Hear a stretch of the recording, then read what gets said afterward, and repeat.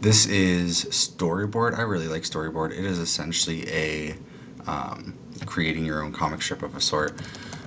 You can start it off by just giving it a title. I've had my students in the past create these for the Boston Tea Party or just some event during the Revolutionary War, and they do have quite a bit of fun with it. The website is not super duper user friendly, and it does require, if I wanted to add more than 3 boxes here, a paid subscription. I haven't had my district purchase one in the past, but it's really fun. It gives you a bunch of filters, a bunch of different kind of screens here that you can use. So I titled mine Inauguration Day. So I'm going to drag down the White House from up here, and I'm just going to start off for the sake of it. I'm just going to do 2 boxes on this one.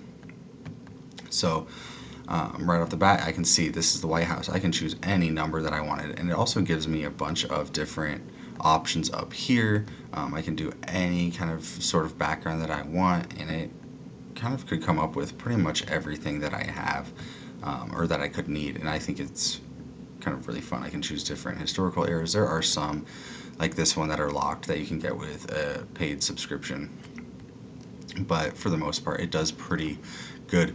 You can choose different characters, items, speech bubbles, animations. I'm going to come down here and choose characters, and I can choose, again, a handful without this. Except for that, I can choose a handful without getting a paid subscription. I'm going to choose this guy because he looks pretty formal. You can tilt them, you can have them straight up and down, you can change the size of these guys. I'm going to have this guy be the president, so I'm going to make him bigger. We can come over here to items. Oops. I'm going to have them have a sign. We'll just throw this one down here for the sake of it and type in here too that this is in fact where the, if I can spell inauguration correctly, in fact where the inauguration is. So I'm going to make that a little bit smaller too. Put that right next to Mr. President there.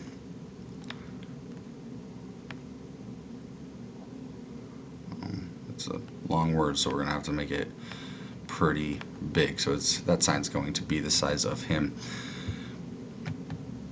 So that's where the inauguration is. I'm going to come down to my second box down here, and I'll do the same thing. I'll choose my character. I'll bring him down. I'll have him be pretty big since he's going to be the center of attention. So for characters here, you can choose whoever you want. Again, it comes up with a pretty good collection under the free version. I'm going to do silhouettes over here. I can clues. These people have a pitchfork and a torch. There's always somebody protesting an inauguration, so I'm going to shrink them down, throw them kind of down here in the background. But then I also have, let's see if I find one that looks the most official and important. These people look official and important. I'll call these people the reporters. They're going to be a little bit bigger.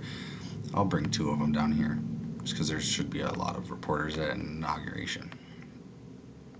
All right, so I have them down here. I can also add in things like speech bubbles.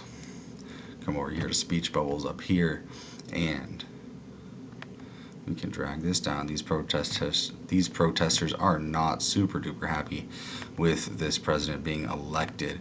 Shrink this down to fit them. And then I'll give him a speech bubble as well. Gotta drag and drop everything.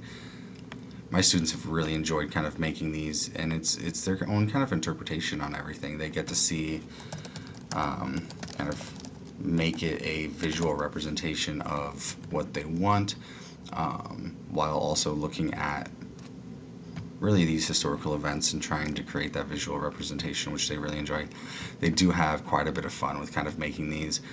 Not having a paid subscription to this and only being able to do 3 at a time, that does end up being a little bit of a pain, but there's some workarounds. I've had my students screenshot these in the past, so they could do longer. So they screenshot this page, they would screenshot this page, they would screenshot this page, and then they would just erase everything and just kind of keep building on it that way.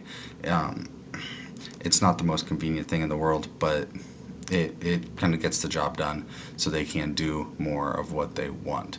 So this is Storyboard, creating just short little comic strip scenes that my students really do